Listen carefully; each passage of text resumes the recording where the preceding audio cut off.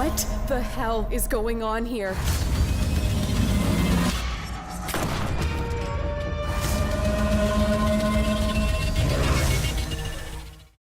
Spooky modern arcade and retro-style games bring together the best of old-school gameplay and fresh horror vibes. These titles throw you into pixelated haunted houses, eerie mazes, and monster battles with simple controls and fast action. They are perfect for anyone who loves classic arcades but wants a creepy twist. These games are all about dodging jump scares, collecting power-ups, and surviving wave after wave of supernatural threats. The graphics may look retro, but the chills are real, so grab your controller and get ready for a fun, spine-tingling ride.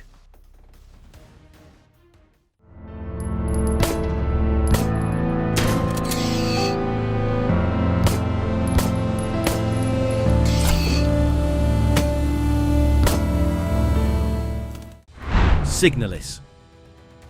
Did you guys remember one of those nights where your nerves are just constantly on edge while playing a game? That's exactly the vibe Signalis brings, and honestly, it's awesome. It throws you into this icy, dystopian world with retro-style visuals that look like someone warped an old PlayStation game through a warped VHS tape. What really gets me is the slow, creeping dread that builds up with every hallway you walk down. The puzzles are actually tricky. Not the press a button door opens kind, but the wait, did I miss a clue an hour ago type. It's survival horror at its purest. Ammo's scarce, health packs are precious, and every sound in the dark could mean trouble. The story goes deep, almost cryptic, weaving in themes about identity and memory that stick with you long after you shut it off. If you want a real, immersive experience that feels classic, but also totally new, this is a must-play. Signalis just totally nails that uneasy, old-school survival horror feeling.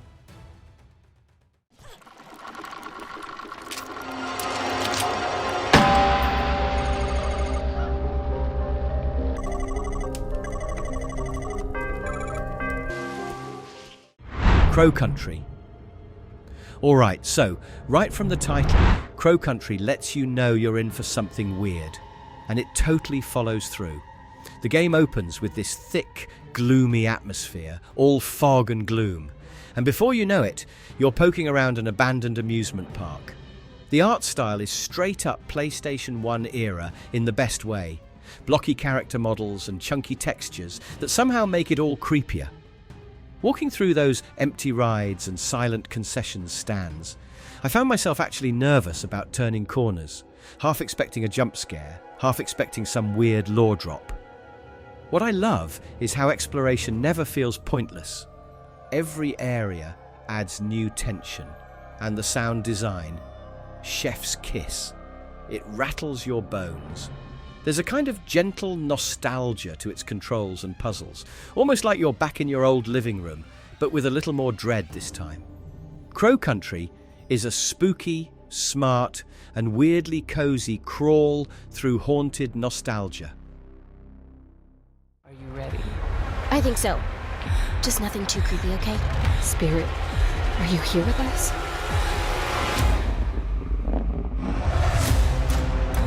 Amy? Where did you go? Fear the Spotlight.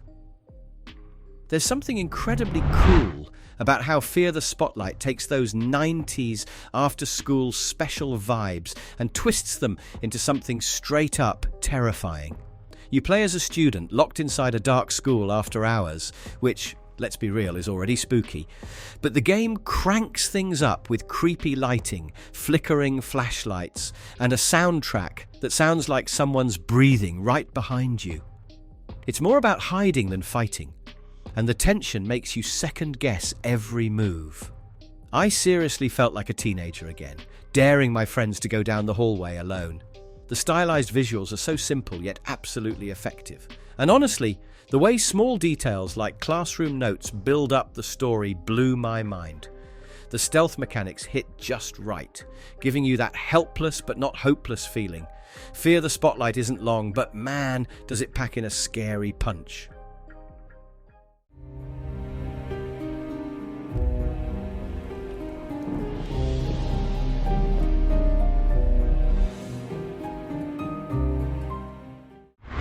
Lamentum. So Lamentum, a pixel art horror game that feels like it crawled straight out of a lost SNES cartridge, except with way more guts and gloom. You're dropped into a nightmarish mansion with puzzles that almost feel like riddles, and monsters that honestly freaked me out a lot more than they probably should have. The way the story slowly unravels, piece by creepy piece, makes every discovery feel like you're pulling at the threads of a nightmare you can't wake up from. Combat's basic, but it kind of works. Keeps you anxious, but also makes you feel clever when you survive by a sliver. What caught me off guard was just how disturbing the creature designs get as you dig deeper. It's gory, it's tragic, and it drips with dread, all wrapped up in chunky pixels.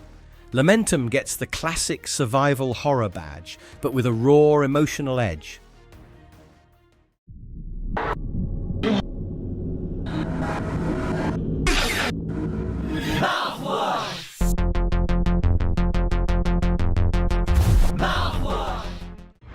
Mouthwashing.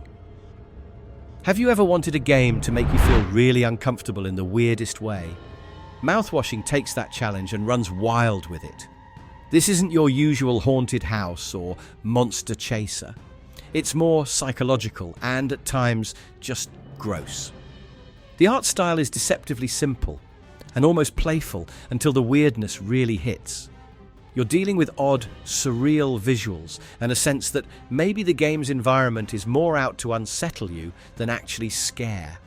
Honestly, I kept expecting something totally offbeat at every turn, and Mouthwashing delivers, just not how you predict. It leans into experimental horror, forcing you to think about the stuff that makes your skin crawl, using sound and strange animations to get under your skin. Hard game to explain, but trust me, it's like a creepy fever dream mixed with an art project. If you want a horror game that messes with your head and doesn't play by the rules, this is a wild pick. A house on the outskirts of society. All right, let's get started. We don't have all day. Once host to the most heinous of crimes. Yeah, Emma, make yourself useful. Puppet Combo's Murder House.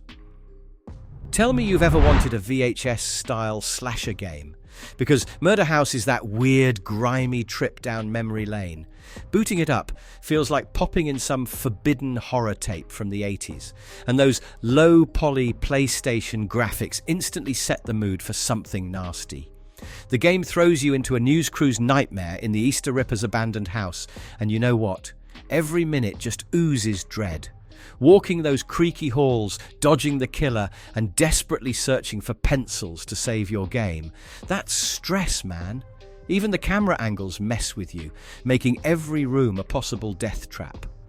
Solving puzzles feels more frantic than clever, mostly because the Ripper could pop up at any second.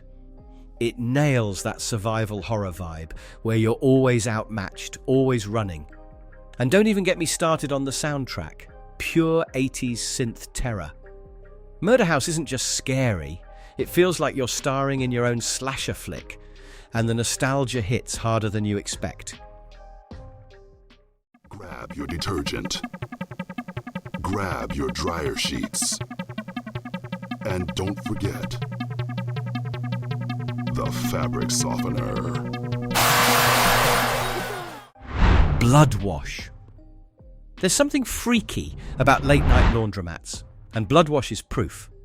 From the second you take control of Sarah, who's just trying to wash her clothes before a job interview, there's this constant sense that something is horribly wrong. The game rocks those VHS filters and chunky 3D graphics, making the whole place feel like a fever dream. Seriously, it's like you're wandering through some lost 90s horror tape.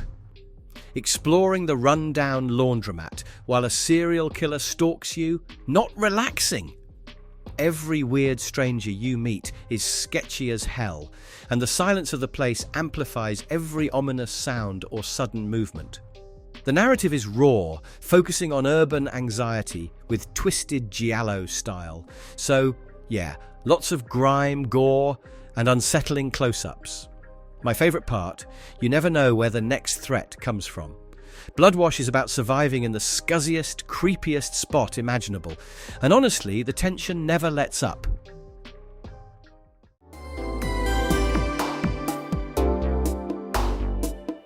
But this company wasn't normal. It wasn't normal at all. Yuppie Psycho. Guys, Yuppie Psycho has got that corporate hell feeling dialed all the way up. It starts cheerfully enough. Your character Brian finally lands a job at the sketchiest megacorp ever, and then everything goes off the rails.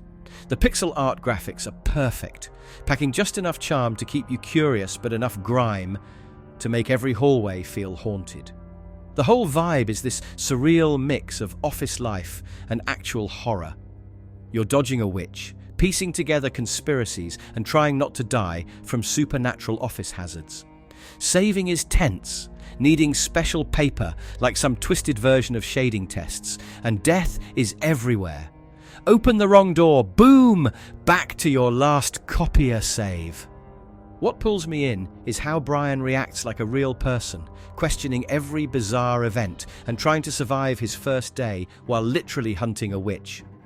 Dark comedy mixes with heavy dread. Yuppie Psycho is a wild, tough, and surprisingly intense ride for anyone who ever hated their day job.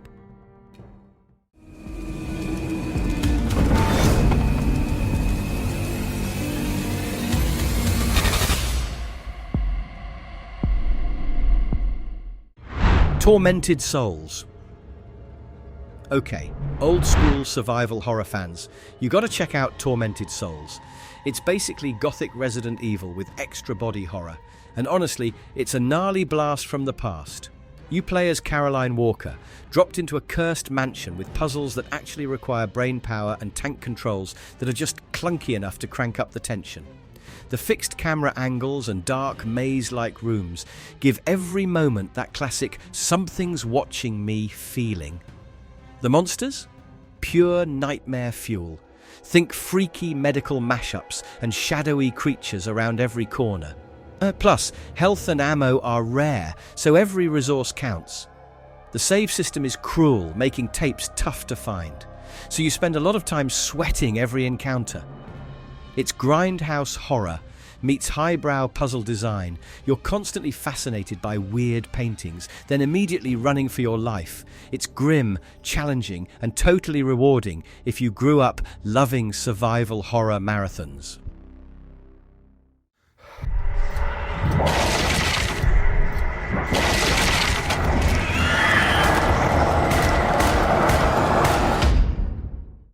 Darkwood. Darkwood really hits different. It's an atmospheric feast, not just jump scares. You get dropped into a twisted forest, the camera way up high, but your view is always blocked by pitch black shadows. What's genius is the day and night cycle. You scavenge and explore by day, rush back to your hideout, then brace yourself as night brings every imaginable terror. Everything feels hostile, from the mutated wildlife to the messed up townsfolk. The crafting and survival mechanics make every decision matter, and the story pieces come from random encounters and disturbing details, not spoon-fed, just there for you to soak in.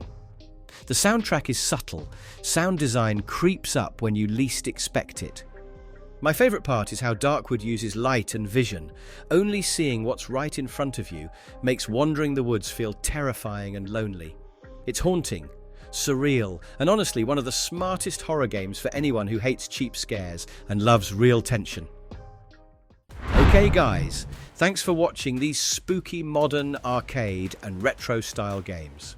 Whether you love creepy nostalgia or wild new scares, there's something here for every horror fan looking for that perfect late night adrenaline rush. If you enjoyed this countdown, make sure to hit like, share with your fellow gamers, and drop your favorite scary retro game in the comments below. See you in the next video.